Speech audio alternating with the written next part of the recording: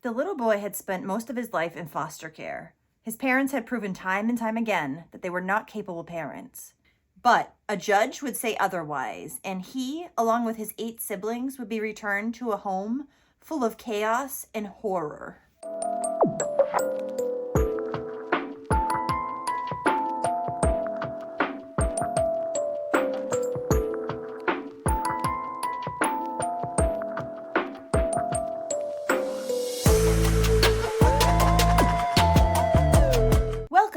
Welcome back. I'm Cassie, and this is A Wicked World. The story I have for you today honestly left me more and more surprised and angry each new thing that I read about it. The parents of the little boy in today's story exhibited more red flags than I think I've ever seen. Yeah, that many. And they were given many opportunities to properly care for their children, but they never did. This is the story of Rashid Bryant.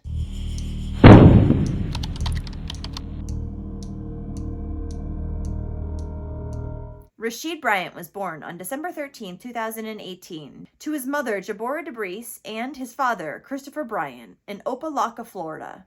And he also had 10 other siblings. Rashid's case is one that is incredibly sad, and it's made even sadder by the fact that there's nothing written about his personality or his likes. There was also no memorial, no vigil, and no proper obituary written for Rashid. So before Rashid was even born, his parents were already well known to Florida's Child Protective Services. Rashid's mother, Jabora's DCF history began back in June of 2004 when she tested positive for marijuana at the birth of her second child. The next year, DCF would receive a report saying that there were 2 small children playing outside at Jabora's house, unsupervised. At the birth of her 3rd and 4th child in 2010 and 2011, Jabora would again test positive for marijuana. Now, since this had been a recurring thing at this point, the family was referred to a private agency for services. There were 2 reports filed with the DCF hotline in April of 2013. The first one saying that Christopher had punched Jabora in the stomach while she was pregnant. And the second was a report that Christopher was running away from the police while holding one of his small sons in his arms and then throwing him into a car. The family was then put under DCF supervision, and 3 months later, Jabora would again test positive for marijuana at the birth of her 5th child. These drug results, on top of the prior allegations, led Child Services to removing the children from the home this time. However, the children were returned to their parents less than a month later, on August 8th, and a judge would continue to oversee the family. Now, there was also reports prior to Rashid's birth that the home was filthy and that a relative who often watched the children would smoke methamphetamine in front of them. DCF had also been told that the home had no water, there were roaches everywhere, the children weren't going to school, nor bathing, nor eating properly. The mother and father were also said to have been smoking marijuana with crack at this time, and they were selling their food stamps. There was also another report that said that Christopher had punched his oldest son in the face and then thrown him into a fence. And there was yet another report saying that Jabora, her sister, and the oldest son had beaten up a neighbor, and the 2 adults had been arrested. So like their substantial DCF history, Jabora and Christopher also had lengthy criminal records. Jabora had actually been arrested 26 times prior to Rasheeds' death, including aggravated battery, burglary, car theft, armed robbery, armed carjacking, kidnapping, and assault with a deadly weapon. Chris's history is less extensive, but it's still significant. He had been arrested 14 times, including charges of fraud, dealing in stolen property, cocaine possession, domestic violence, battery, robbery, grand theft, burglary, and child abuse. And when I said the home was dirty, it wasn't just dirty, it was said to be uninhabitable. The children were apparently sleeping on the floor. The entire house smelled of feces, and at one point, almost all the children had an open, red, raw skin infection. Then in 2018, the year Rashid would be born, DCF would receive more than a half dozen reports about Jabora and Chris's children, which would result in 2 investigations. During these investigations, it was noted that the family's water was again or still shut off, and Jabora had not paid the rent in 2 months. Chris was in jail at the time. Another report that occurred in August of 2018 alleged that the children, there were now 8 of them, were often left unsupervised, and the 15-year-old would be the one in charge. DCF, however, offered no services to the family at this time. Chris's own mother even told DCF investigators that her son and daughter-in-law were not properly taking care of the children and were using drugs. She also told them that the older children were not attending school. Chris's mother would also encourage one of Chris and Jabora's children, one of the older ones, to speak with DCF. And he would report that his mother had no money and no food. He stated that his mother uses drugs, gives him whoopings with her hands, and hits him in the stomach and legs. Less than a month before Rashid was born, a report came into DCF saying that the family was now living in a car. Chris and Jabora denied this, saying that they were staying at a nearby motel. However, they could provide no proof of that. And finally, on November 22nd, 2018, all 8 of Jabora and Chris's children were taken into DCF custody. The following month, baby Rashid would be born on December 13th. Only 2 days after he was born, Child Protective Services would take him into custody as well, and he would go live with a foster family, while his siblings would live with their paternal grandmother. However, Jabora and Chris wanted all of their children back, so they agreed to take various parenting classes as well as go to therapy sessions. They also agreed to find jobs and provide stable housing for the kids. So by August of 2019, a judge would give the parents supervised visits, followed by weekend visitation. This plan would rely heavily on the vigilance of the children's paternal and maternal grandmother, who were at the house frequently. They were to look for signs of drug abuse or child abuse and report these suspicions to either a case manager or police immediately. The judge's order also made contingency plans for if one or both of the parents got inappropriate or aggressive during one of their visitations. If so, the visitation would immediately be ended. What's the point of even allowing visitation if this is a very clear possibility? And Jabora and Chris's visitation with the children would be canceled only a few months later in October of 2019 when they failed to inform the judge, or anybody else for that matter, that they had moved. The couple, who was supposed to be seeing therapists, holding down jobs, and stable housing, were doing none of it. They had both missed nearly, if not all, of their scheduled appointments with therapists. And in September of 2019, they had again been evicted and were living at a Clarion Inn near the airport. At one point during this time that Jabora and Chris were trying to regain custody of their children, a judge denied their reunification, and Jabora got so upset that she refused to go to a visitation with the children. That makes sense. You want your children so bad and you love them so much that you want them back, but you get angry and you're not going to go see them for something they didn't do. So even though nothing had changed, in January of 2020, a judge would allow Chris and Jabora to again start having their supervised visits with their children. And then a supervisor with a private case management agency who was overseeing the couple's children for DCF recommended that the children be reunited with the parents, saying that the conditions of return had been met by Jabora and Chris. I'm sorry, what? But that was absolutely not true, because in the 15 months that the children had been in state care, Rashid's parents had done absolutely nothing that the judge had asked them to do. And since Chris had successfully avoided all of his therapy appointments, instead of saying, okay, you didn't do this, you can't have your children back, the judge decided instead to just take that off of his plan, and he was no longer responsible for going to therapy. They had also in the same month, January of 2020, stopped paying their rent again. So between September of 2019 and January of 2020, they had been evicted, had to live in a car or motel, gotten a new place, and again decided to stop paying the rent.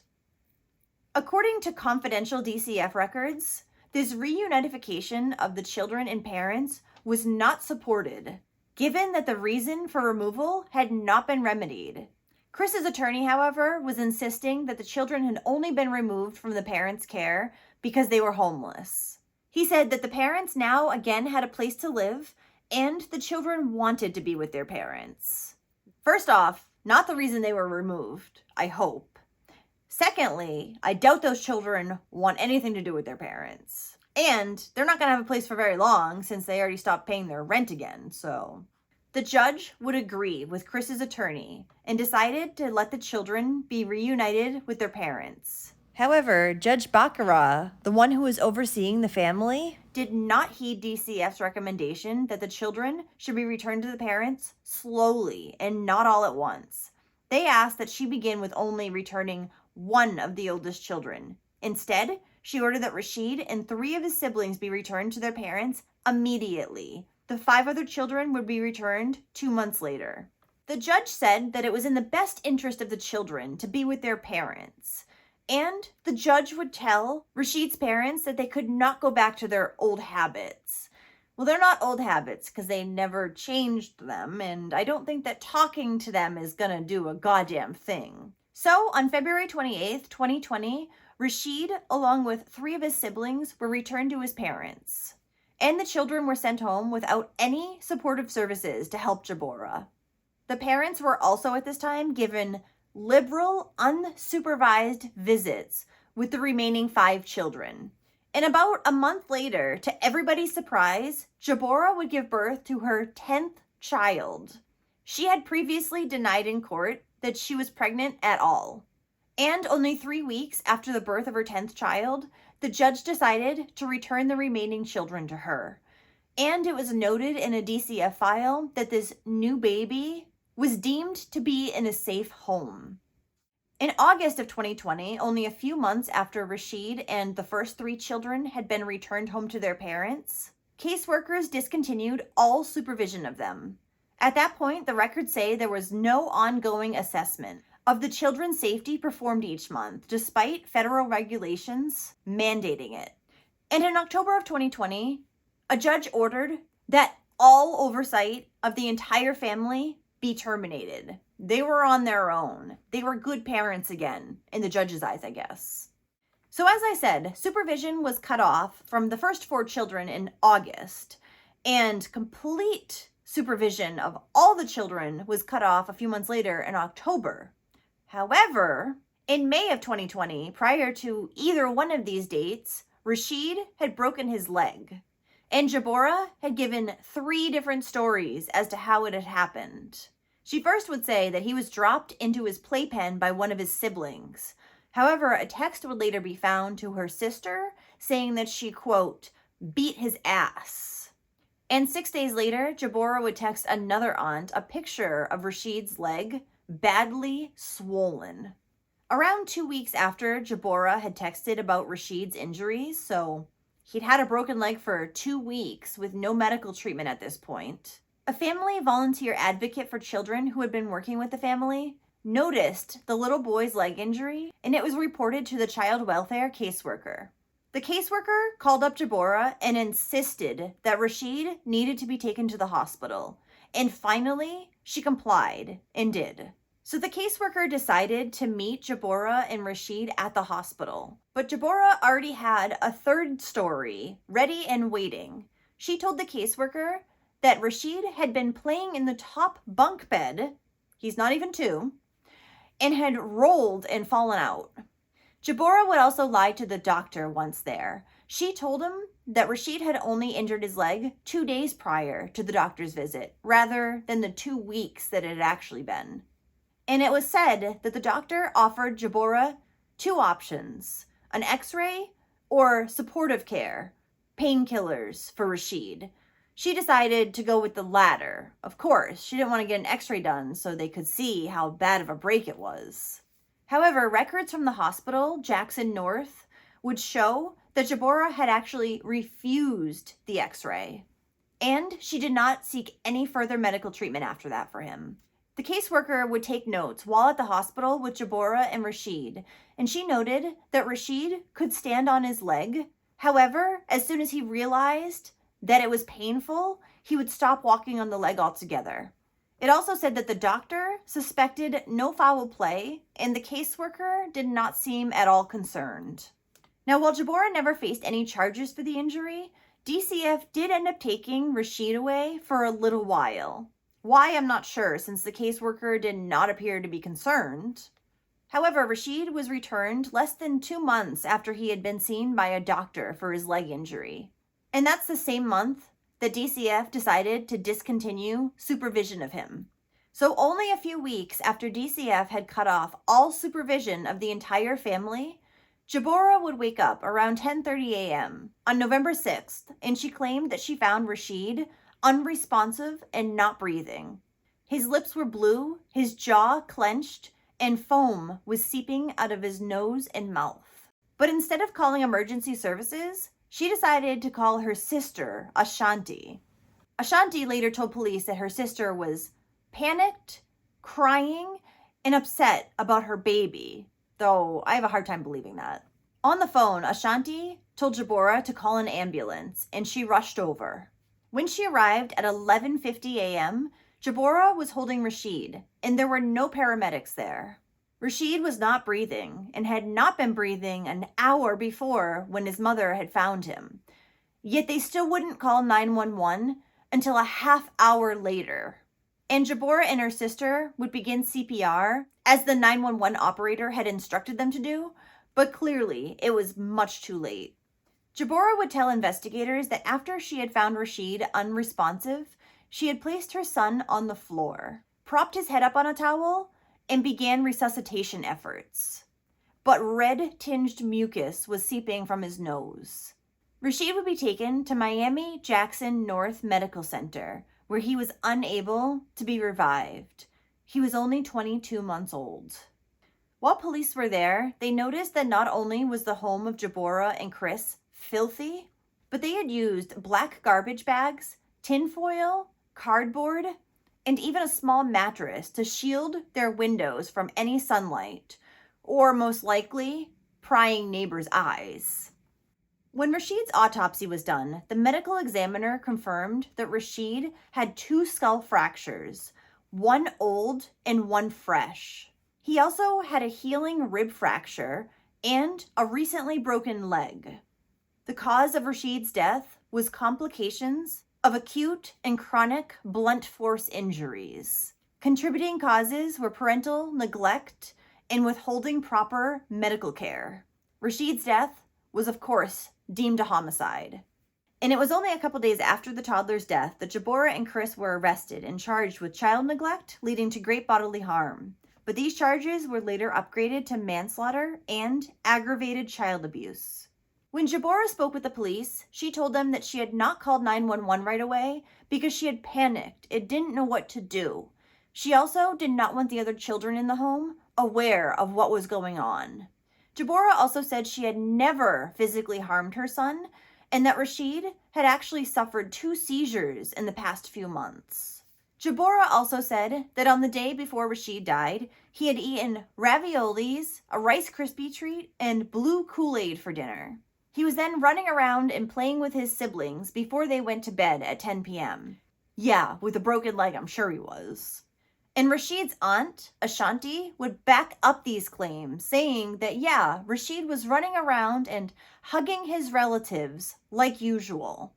One of Rashid's siblings, however, had said that she had not seen the little boy walk on his leg since it had been injured months ago. In fact, she said that Rashid had pretty much been confined to his bedroom, where he would lay in his bed almost all day. Chris told detectives that he had no involvement in any of the injuries to his son and hadn't seen anyone else inflict these injuries either. However, it might have been his siblings, he said. And at the time of Rasheeds' death, the family was again facing eviction. Now, some of Rasheeds' older siblings would speak with police and tell them what they had witnessed going on in the home. Rashid's older brother told police that Chris would hit Rashid, and he would make Rashid's siblings do the same. Chris and Jabora would also make the children hold Rashid's head underwater. And the children complied because they were scared that if they didn't, they would be the ones getting beaten. In Rashid's final weeks, his brother reported that his skin looked like it was about to fall off, and his stomach was sunken in. He also said that he and his other siblings would try to sneak Rashid food and blankets whenever his parents were not looking. All the children in the home said that they would hear Rashid crying from getting beaten, and his crying would only lead to more beatings. And Rashid's older brother also told the authorities that he too was abused. He said a relative who had moved into the home with the family would whip him with belts and tie a rope around his penis while they were in the shower. Rashid's older brother also told authorities that he had noticed something was wrong with Rashid's leg about 2 months prior to his death. The teen had placed Rashid in his bed and noticed that he cringed and cried whenever his leg was touched. And when he tried to rub Rashid's thigh to maybe help it feel better, Rashid would push his hand away. And when the teen reported the injury to his mother, Jabora massaged the thigh, which clearly hurt him, and made him walk around on it. The then 16-year-old brother also described another incident, which he called the stroke. Rashid, who had been eating ravioli, vomited it all over the bed. Moments later, he noticed that the little boy was laying on his back with his legs up in the air, stiff and shaking. When that happened, Jabora had put a spoon in Rashid's mouth because his tongue had become stuck to the roof of his mouth, she said. Rashid cried for about 20 minutes, and his brother said he doesn't remember if his mother sought any medical treatment after that. I'm going to go with a no. And after this stroke, as the brother called it, Rashid could no longer move his right arm at all. It was dead.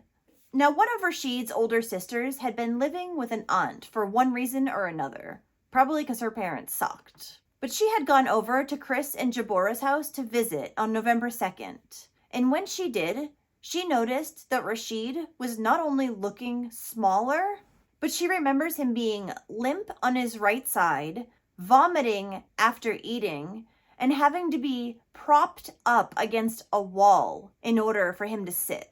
She said Rashid's eyes were also moving in different directions at the time. So this poor little boy had a traumatic brain injury for days prior to his death.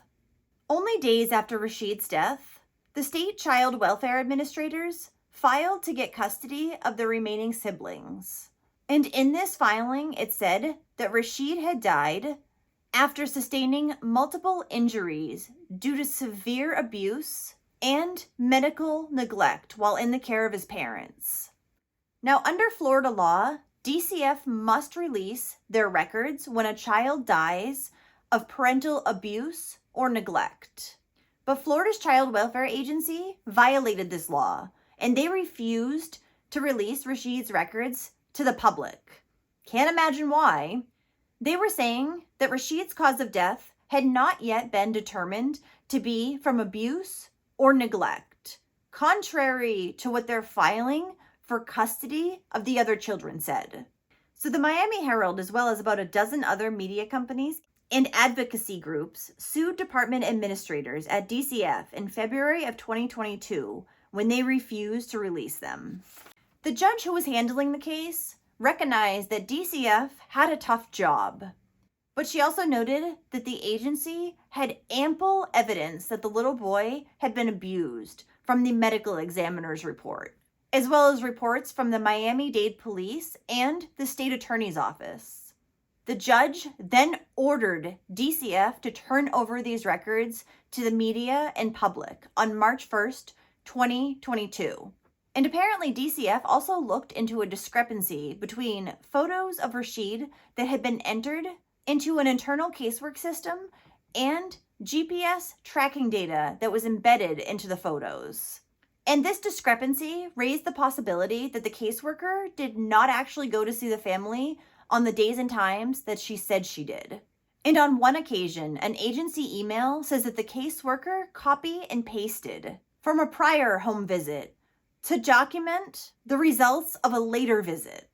And around the time that the kids had been returned to Chris and Jabora, the DCF case file said that the house was clean and tidy. When Rashid had died, however, less than 11 months later, there were holes and pockmarks in the walls. Garbage littered the floors. The shower and tub was full of mold. Clothes and other possessions were stored in garbage bags. Mattresses didn't have sheets. The ceiling was leaking. There was what appeared to be a stain from human waste or blood on a mattress, blanket, and part of the floor. It was a chaotic mess. So the caseworker who had been working on Rashid's case had been placed on a leave of absence without pay a week after Rasheeds' death. She was then fired on December 2nd, 2020. And only 5 months earlier, this particular caseworker had actually been praised in an employee review for working with Jabora and Chris to have their kids returned to them. And unbelievably, or not, given everything we've already heard at this point, Jabora would give birth to her 11th child while she was in jail. Christopher Bryant and Jabora Jaree pleaded not guilty to the charges. They are now awaiting trial and are being held without bond. Rasheed's funeral was held on December 7th, 2020 at the Trinity Funeral Chapel. He was then buried at the Dade Memorial Cemetery. Well, thank you for listening to all of Rasheed's story today. There are so many, many failures in this case. Rasheed's parents, his aunt, DCF, police, the judge. Jabora and Chris should not have had any children, let alone 11 of them. They had no means to care for them, nurture them, or love them. It makes me so angry and so sad for Rasheed, who had been born into a life where he stood no chance from day one. So, if you do like true crime and you want to hear it from me, then don't forget to hit that subscribe button below and turn on those notifications too, so you'll know when I upload a new video, which is 2 to 3 times every week. Thanks for watching A Wicked World today. Until next time, take care guys. Bye.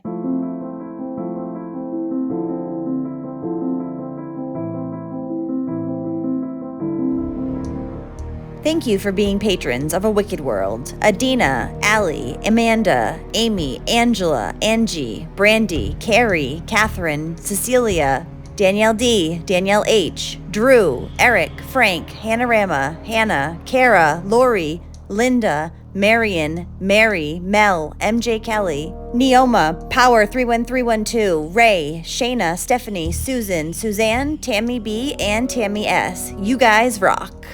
Now, there's even more of A Wicked World on Patreon. You'll have access to exclusive videos each month and more. Any support truly helps to make sure the victims never get forgotten and to highlight the shortcomings of society associated with each case. So check it out at patreon.com/awickedworld or use the Patreon app.